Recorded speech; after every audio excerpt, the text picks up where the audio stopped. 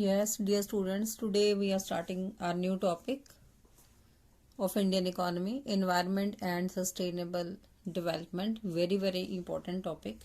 इसमें से अक्सर क्वेश्चन बोर्ड एग्जाम में आता है. So first of all, we must know what is environment. What is the simple meaning of environment? Environment क्या है? जो भी चीज़ें हमारी सराउंडिंग में आस पास अवेलेबल हैं, हमारी सराउंडिंग्स में, that is said to be environment. अब हमारी सराउंडिंग्स में क्या क्या चीज़ें अवेलेबल हैं? All living as well as non living elements. Living में आ जाते हैं plants, animals and human beings etcetera. And non living में आ जाते हैं air, water, land, soil, minerals and all types of natural resources. तो जो हमारी सराउंडिंग्स को क्लीन बनाते हैं और जिसके बिना हमारा लाइफ में सर्वाइवल करना बहुत ही मुश्किल होता है, तो हमारी लाइफ की जो क्वालिटी है उसको इन्हांस भी करते हैं. सो ये लिविंग और नॉन लिविंग एलिमेंट्स मिल के एनवायरनमेंट बनाते हैं. नाउ व्हाट इज सिग्निफिकेंस और functions of the environment? So first, जो फंक्शन है एनवायरनमेंट हमें क्या क्या देता है, क्या क्या चीज़ें प्रोवाइड करता है, क्या क्या फंक्शंस है एनवायरनमेंट के और इसकी इंपॉर्टेंस क्या है. तो इस तरह से क्वेश्चन आए तो सेम पॉइंट्स उसके अंदर आप लिखेंगे. इसमें से जो फर्स्ट पॉइंट है वो क्या है? It offers resources for production. अब हमारा जो एनवायरनमेंट है उसमें फिजिकल रिसोर्सेज या जिसको हम कहें सारे नेचुरल रिसोर्सेज जो हैं वो इंक्लूडेड हैं. नेचुरल रिसोर्सेज में क्या चीज़ें आ जाती हैं? Like would, minerals, water, soil and many others, जो फ्री गिफ्ट ऑफ नेचर हैं. एयर ऑल्सो, ये सारे फिजिकल रिसोर्सेज हैं जो हमारे एनवायरनमेंट में आते हैं. सो जिसको हम अपनी प्रोडक्शन को इंक्रीज करने के लिए यूज करते हैं. सो प्रोडक्शन के लिए हम अपने नेचुरल रिसोर्सेज को यूजफुल थिंग्स में कन्वर्ट करते हैं. तो दो तरह के रिसोर्सेज हैं हमारे पास, renewable and non renewable. Renewable resources वो रिसोर्सेज हैं जिनको हम बार बार यूज कर सकते हैं. दैट मीन्स जो एक बार यूज करने पे एग्जॉस्ट नहीं होते. जैसे फॉर एग्जांपल वुड है तो ट्रीज है, हम उसकी ग्रोथ कर सकते हैं. सी एनिमल्स हैं एक्सेट्रा. तो ये हैं हमारे रिन्यूएबल रिसोर्सेज. नॉन रिन्यूएबल जो रिसोर्सेज हैं दे आर लाइक, इसकी एग्जांपल है फॉसिल फ्यूल्स, जो एक बार में ही वैनिश हो जाते हैं यूज करने पे, या हम जिसको कहें एग्जॉस्ट हो जाते हैं. वो ये रिन्यूएबल नहीं होते, इनको बार बार हम यूज नहीं कर सकते. सो नेक्स्ट सिग्निफिकेंस या फंक्शन क्या है एनवायरनमेंट का? Environment sustains life.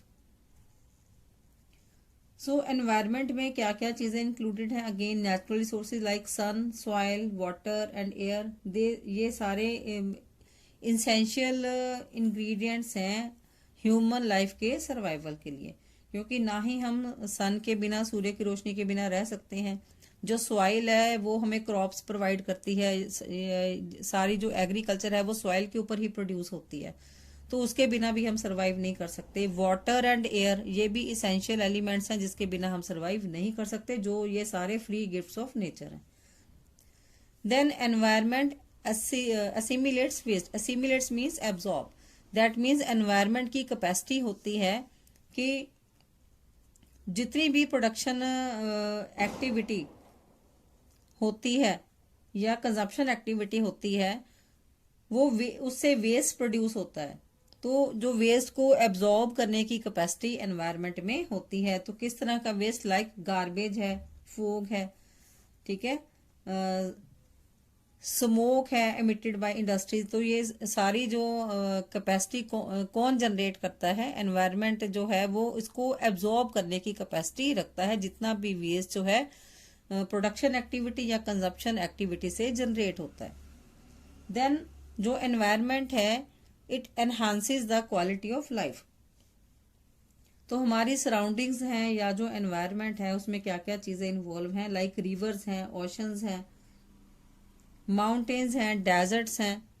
तो ये सारी मिल के हमारी जो लाइफ की सस्टेनेबिलिटी है उसको इंक्रीज करते हैं और हमारी क्वालिटी ऑफ लाइफ को इम्प्रूव करती हैं ये सारी चीजें मिलके। Now what is said to be carrying capacity of environment, कि हमारी एनवायरनमेंट में कितनी शक्ति है एब्जॉर्ब करने की। तो इसको हम किस तरह तरीके से डिफाइन कर सकते हैं कि जब हम रिसोर्सेज को एक्सप्लॉयट करते हैं, जब हम उसको यूज करते हैं, तो उसको इस तरीके से यूज न करें कि जो हमारे रिसोर्सेज हैं वो बिल्कुल खत्म ही हो जाए, वो बिल्कुल डिप्लेट हो जाए। सो दैट मीन्स हमारे एनवायरनमेंट में वो कैपेसिटी, कैरिंग कैपेसिटी होनी चाहिए कि हमारे जो रिसोर्सेज हैं वो बिल्कुल जो है वो एग्जॉस्ट न हो जाए, रिन्यू हो सकें। देन नेक्स्ट एक और चीज हमने इसकी डेफिनेशन में ऐड करनी है कि जितनी भी वेस्ट की जनरेशन होती है through production and consumption activity like garbage etcetera, तो उससे जो एनवायरनमेंट का पोल्यूशन न बढ़े, कि दैट मीन्स हमारे जो एनवायरनमेंट है उसमें कैपेसिटी होनी चाहिए कि वो जो जितना भी वेस्ट प्रोड्यूस होता है उसको एब्जॉर्ब कर ले। तो इसको हम कहते हैं कैरिंग कैपेसिटी ऑफ एनवायरनमेंट। अब जो एनवायरनमेंट क्राइसिस है वो कब आता है, कि जब एनवायरनमेंट की जो कैरिंग कैपेसिटी है वो रिस्क पे हो जाती है। रिस्क पे कैसी होएगी, कि जब एक्सेसिव एक्सप्लॉयटेशन होगा नेचुरल रिसोर्सेज का, कि जब हम रिसोर्सेज को प्रॉपरली यूज न करके उसको एक्सेसिवली एक्सप्लॉयट करेंगे, दैट मीन्स जब नेचुरल रिसोर्सेज की डिमांड ज्यादा होगी उसकी सप्लाई से, तो नेचुरली जो है उसका एक्सेसिव एक्सप्लॉयटेशन होगा, तो जो एनवायरनमेंट की कैपेसिटी को, कैरिंग कैपेसिटी को खराब करेगा, या जो वेस्ट है वो इतना ज्यादा जनरेट होगा कि हमारे एनवायरनमेंट में कैपेसिटी ही नहीं होगी उसको एब्जॉर्ब करने की। तो इस तरह की सिचुएशन को हम क्या कहेंगे, जो हमारा एनवायरनमेंट है वो क्राइसिस में है। नाउ नेक्स्ट क्या है, अब टू बेसिक प्रॉब्लम्स क्या हैं जो एनवायरनमेंट में देखने को हमें मिलती हैं। तो टॉपिक तो बेटा ये पूरा जनरल है, तो इसको ध्यान से सुनने समझने की जरूरत है। इसमें कोई लंबे चौड़े कोई डाटा कुछ इस तरह से कुछ नहीं है, जनरल टॉपिक है और इम्पोर्टेंट भी है टॉपिक ये। तो टू बेसिक प्रॉब्लम्स हैं इसमें। Number 1 is pollution and number 2 is excessive exploitation of natural resources. So जो पोल्यूशन है, पोल्यूशन हम किसको कहते हैं, कि जो प्रोडक्शन और कंजप्शन एक्टिविटीज से जो वेस्ट निकलता है, जब वो हमारी एयर या वाटर को पोल्यूट करता है, तो उसको हम क्या कहते हैं, पोल्यूशन। जिससे जो हमारी ग्रोथ की प्रोसेस है वो भी चैलेंजेबल हो जाती है। तो 3 तरह का पोल्यूशन हमें देखने को मिलता है, air, water and noise pollution. So first of all we will study air pollution.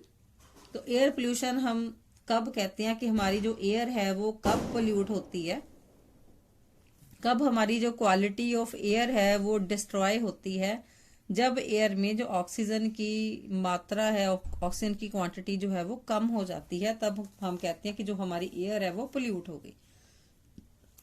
तो जैसे कि पॉइजनस गैसेस हैं like carbon dioxide, carbon monoxide etcetera, उसके जो पार्टिकल्स हैं हमारी हवा में बढ़ जाते हैं, लाइक डस्ट है, स्मोक है, ये पार्टिकल्स जो है इंक्रीज हो जाते हैं, तो हमारी जो एयर है वो पोल्यूट हो जाती है। तो मेजर फैक्टर्स इसके क्या हैं, कहाँ कहाँ से ये पोल्यूशन जो है एड ऑन होता है एयर में। When smoke is emitted by the industry, जैसे इंडस्ट्रीज में कोल यूज होता है टू प्रोड्यूस एनर्जी, तो उसकी वजह से जो स्मोक है वो एयर में फैलता जाता है। देन पॉइजनस गैसेस जो है, एमिशन ऑफ गैसेस है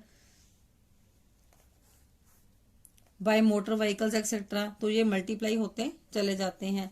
जैसे लेदर इंडस्ट्रीज या प्लास्टिक इंडस्ट्रीज हैं, तो वो पॉइजनस गैसेस प्रोड्यूस करती हैं जो कि केमिकल ट्रीटमेंट में यूज होती हैं मटेरियल से। इससे जो जो एयर पोल्यूशन है वो इंक्रीज होता चला जाता है। नेक्स्ट है बेटा हमारे पास वाटर पोल्यूशन।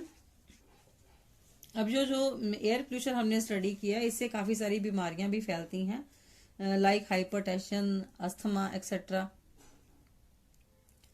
कार्डियोवास्कुलर प्रॉब्लम्स हैं। तो इस तरह की डेडली डिजीजेज जो है वो एयर पोल्यूशन से कॉज होती हैं।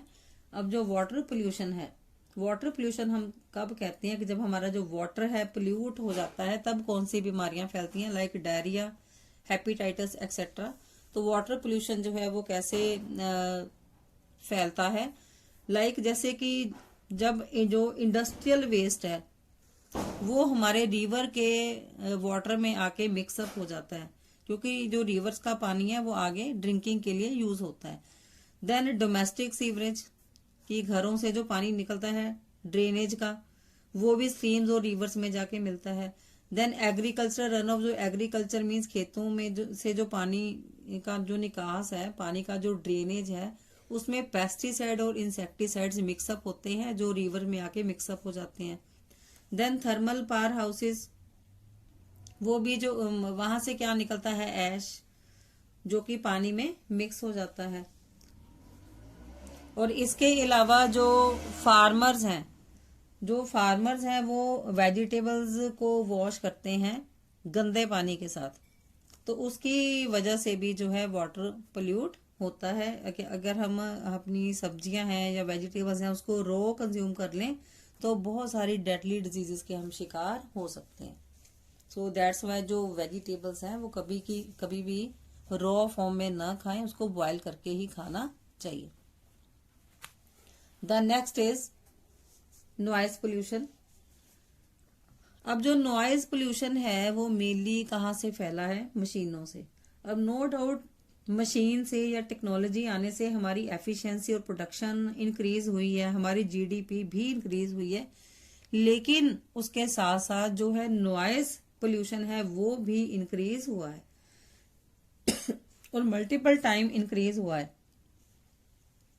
अब कितने जो मिलियंस ऑफ व्हीकल्स हैं जिनके जो हॉर्न्स है वो इतने लाउड वॉइस में होते हैं जो नॉइज पोल्यूशन क्रिएट करते हैं।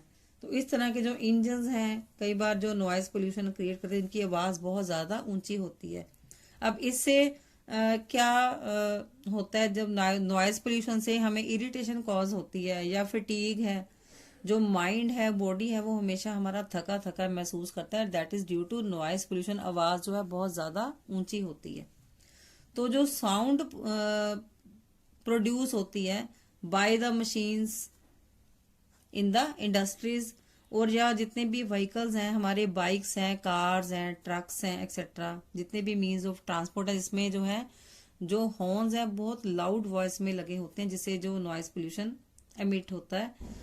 देन मशीन्स, कंस्ट्रक्शन वर्क्स में जब हम यूज करते हैं तो उससे भी जो नॉइज पोल्यूशन स्प्रेड होता है। तो 3 तरह का जो पोल्यूशन है वो स्प्रेड होता है जो हमारे एनवायरनमेंट को पोल्यूट करता है। That is air pollution, water pollution and noise pollution. I hope these are very general points and this will be clear to you. The next is excessive exploitation of natural resources. Now what are natural resources? You know well what are the natural resources जो हमें nature से as a free मिले हैं, like forest, minerals, soil, air etcetera, water also. तो natural resources को हम natural capital भी बोलते हैं। तो नो डाउट कि इकोनॉमिक ग्रोथ के लिए नेचुरल कैपिटल और फिजिकल कैपिटल दोनों का होना बहुत जरूरी है। दोनों के कॉम्बिनेशन से ही कंट्री की जो जीडीपी है और ग्रो होती है और हमारी प्रोडक्शन भी इंक्रीज होती है। लेकिन जैसे जैसे हम प्रोडक्शन को इंक्रीज करते हैं या हम आउटपुट को इंक्रीज करते हैं, हमारी जीडीपी ग्रो होती है। उसके साथ साथ फिजिकल कैपिटल और नेचुरल कैपिटल दोनों ही रिड्यूस होती हैं। नेचुरल कैपिटल जो हमें नेचर से फ्री मिली हुई है और फिजिकल कैपिटल जो हम लोग हैं, जैसे ह्यूमन बीइंग्स हैं, मशीनरी है एक्सेट्रा, हम जो भी सर्विसेज देते हैं वो सारी फिजिकल कैपिटल में इंक्लूडेड है। अब जो फिजिकल कैपिटल का लॉस है उसकी तो फिर भी रिप्लेसमेंट है, लेकिन नेचुरल कैपिटल के लॉस की कोई भी रिप्लेसमेंट नहीं है।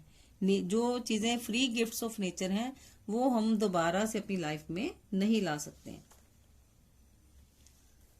तो इसकी वजह से जो प्रॉब्लम्स होती हैं ये नेचुरल रिसोर्सेज से जो कॉज होती हैं वो कौन सी हैं? Deforestation and degradation of land.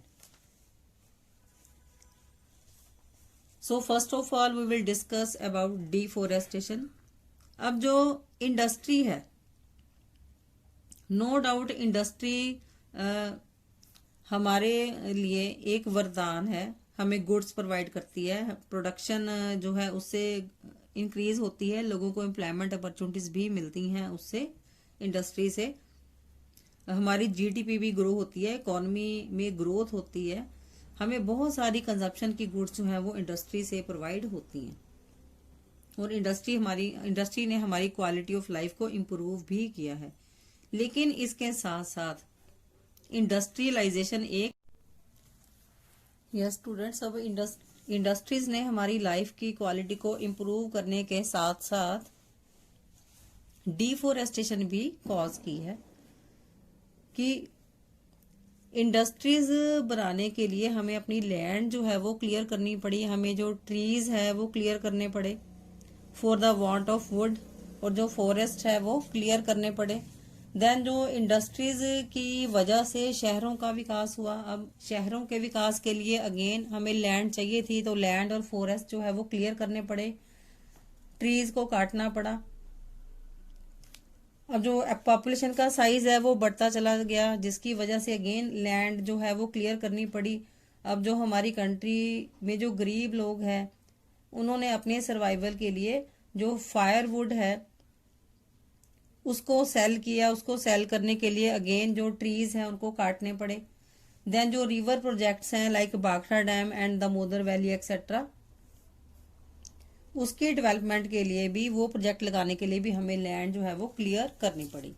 अब डिफोरेस्टेशन के लिए जो अलार्मिंग सिचुएशन क्या आई है हमारे सामने कि जो 2017 में India state of forest report जो बनी उसमें हमें जो डाटा दिया गया कि हमारी जो टोटल लैंड का जो एरिया है वो 2.99% रह गया 2017 में कम होके, जो डेंस फॉरेस्ट वाला एरिया था, और जो मॉडरेटली डेंस फॉरेस्ट वाला एरिया था वो 9.38% रह गया टोटल लैंड का। So this was the alarming fact. अब इसकी इम्प्रूवमेंट के लिए जो सोशल फॉरेस्ट्री है उसने लैंड को बचाने के लिए कुछ मेजर्स लिए।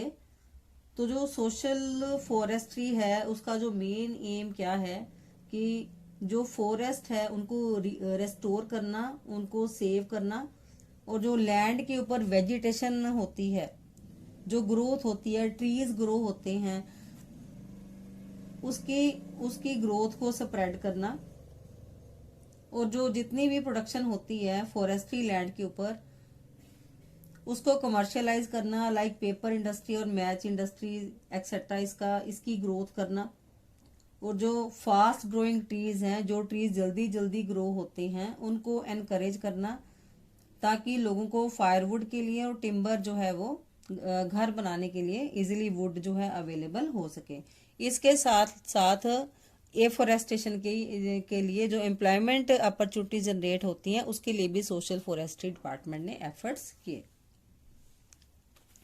अब नेक्स्ट प्रॉब्लम जो है हमारे सामने वो क्या है? डिग्रेडेशन।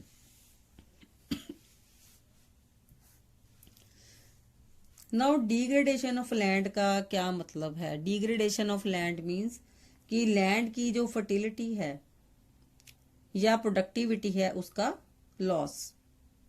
तो उसके लिए जो मेजर जो फैक्टर्स हैं, अब लैंड की जो डिग्रेडेशन है ये कॉस्ट हमें चुकानी पड़ी for the cost of development, कि हमारी कंट्री ने जो ग्रोथ की, जो डेवलपमेंट की, इंडस्ट्री में या और चीज़ों में, उसकी वजह से हमें जो लैंड की फर्टिलिटी है उसको हमें लूज करना पड़ा, तो ये अपॉर्चुनिटी कॉस्ट हमें पे करनी पड़ी। बाय डिग्रेडेशन ऑफ लैंड हमें ग्रोथ मिली, सो ये हमें जो कॉस्ट है वो चुकानी पड़ी।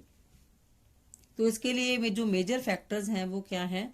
Soil erosion and alkalinity and salinity of soil. अब जो सॉइल एरोजन है, दैट मीन्स जो हमारी मिट्टी है उसकी उपजाऊ शक्ति जो है वो खराब हुई किसकी वजह से? स्ट्रॉन्ग विंड्स एंड फ्लड्स आने की वजह से। जो हमारी अपर लेयर होती है सॉइल की वो ज्यादा फर्टाइल होती है, तो वो हमारी डिस्ट्रॉय हो गई। उसमें जो मेजर न्यूट्रिएंट्स थे like nitrogen, phosphorus and potassium, जो प्लांट्स की ग्रोथ के लिए जरूरी थे, वो खराब हो गए। देन नेक्स्ट इज अल्कैलिटी और सैलिनिटी ऑफ सॉइल। तो वाटर जो लॉगिंग मीन्स उसकी वजह से जो सैलिनिटी ऑफ सॉइल है ये कॉज होती है। वाटर लॉगिंग मीन्स जब जो प्लांट्स हैं उनकी रूट्स में एक्सेस वाटर ज्यादा देर तक अगर खड़ा रहता है तो उसके न्यूट्रिएंट्स जो हैं वो लॉस्ट हो जाते हैं और सॉइल की जो फर्टिलिटी है वो डिस्ट्रॉय हो जाती है उससे। तो जो टॉप सॉइल है उस पे जब एक्सेसिव वाटर है जो अगर वो खड़ा रहेगा वहां पर, तो उससे जो उसके न्यूट्रिएंट्स हैं सॉइल के खराब हो जाते हैं और जो फर्टिलिटी है सॉइल की वो भी खराब हो जाती है उससे। तो टोटल लैंड का 50% ऐसा एरिया है जो डिग्रेडेशन के फॉर्म में हमारा खराब हो चुका है। सो नेक्स्ट है हमारे पास क्या कॉजेज रहे for environmental degradation. First is population explosion. So this is the one of the major cause of environmental degradation. अब जो पॉपुलेशन का साइज जब बढ़ता गया तो उसका प्रेशर जो है किसके ऊपर पड़ेगा? नेचुरली लैंड के ऊपर, क्योंकि लैंड के ऊपर ही पॉपुलेशन ने रहना है। तो लैंड इज एक्सेसिवली एक्सप्लॉयटेड, क्योंकि अब अगर पॉपुलेशन बढ़ेगी तो लैंड के ऊपर उनके सर्वाइवल के लिए जो इंडस्ट्रीज हैं वो भी बढ़ेंगी और जो रेजिडेंशियल बिल्डिंग्स हैं वो भी बढ़ेंगी। तो जो फॉरेस्ट वाली जो लैंड है वो किस में कन्वर्ट होती चली गई? इंडस्ट्रीज में और रेजिडेंशियल बिल्डिंग्स में। Next is widespread poverty. अब इंडिया में जितनी पॉपुलेशन की ग्रोथ है उस वजह से एम्प्लॉयमेंट सोर्सेज जो है वो अवेलेबल नहीं है, जिसकी वजह से जो पॉपुलेशन है वो हमारी पॉपुलेशन का बहुत ज्यादा हिस्सा पॉवर्टी लाइन के नीचे है, जो एब्सोल्युटली पुअर पीपल हैं।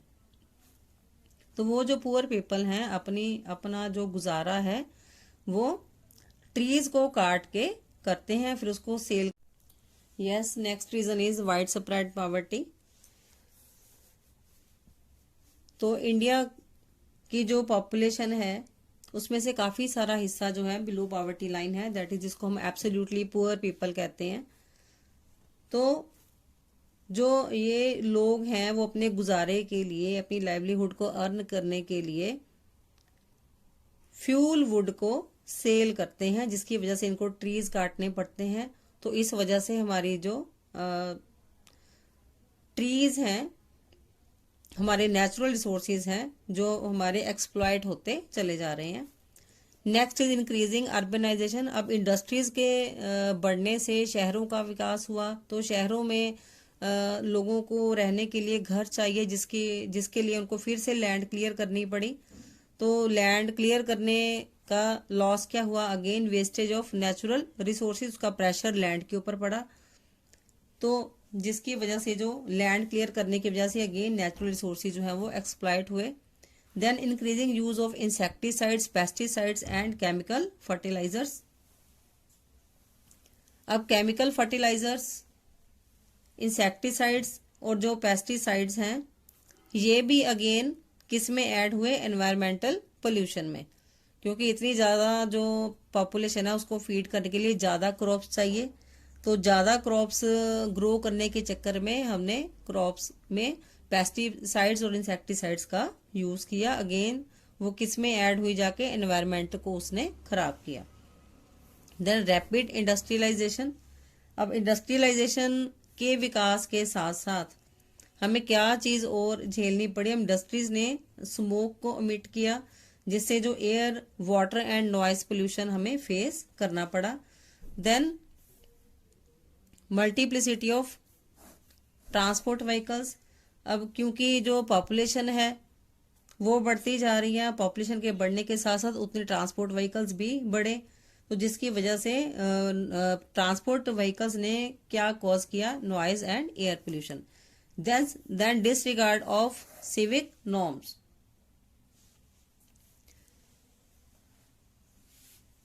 सो disregard of civic norms mean जब हम जो हम सिटीजन है, इंडियन सिटीजन है, अपनी जिम्मेवारी को नहीं समझता, तो that is a disregard of civic norms की रिस्पेक्ट न करना।